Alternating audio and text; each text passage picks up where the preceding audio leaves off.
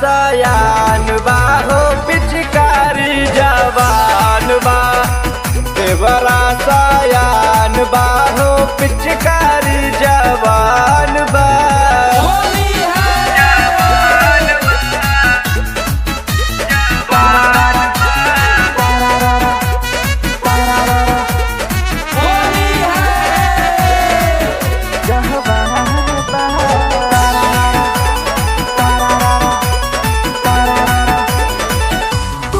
हटे ओने जाके रंगवा लगावा, कैसे खिलाई होली सीख के तू आवा।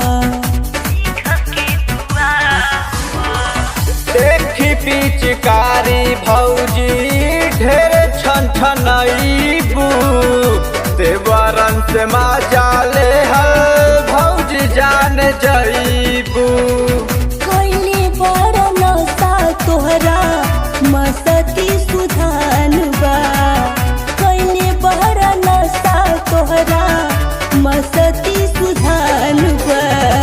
टोलिया सयान बा हो पिचकारी जवान बा।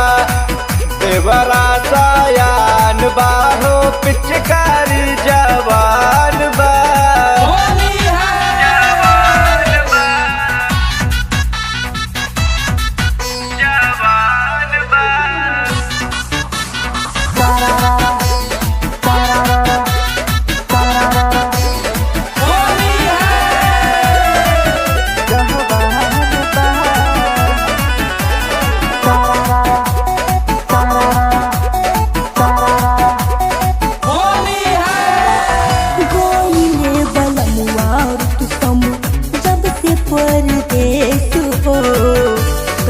तारा तंग कुंदन दीपक अवधेश हो। भैया के नाम लेके करना बहाना, उ सब के साथ खेला रंगवा सुहाना। भले बाजी तोहरा मनवा उतान बा, भले बाजी तोहरा मनवा उतान बा। बबुआ सयान बा हो पिचकारी जवान बा।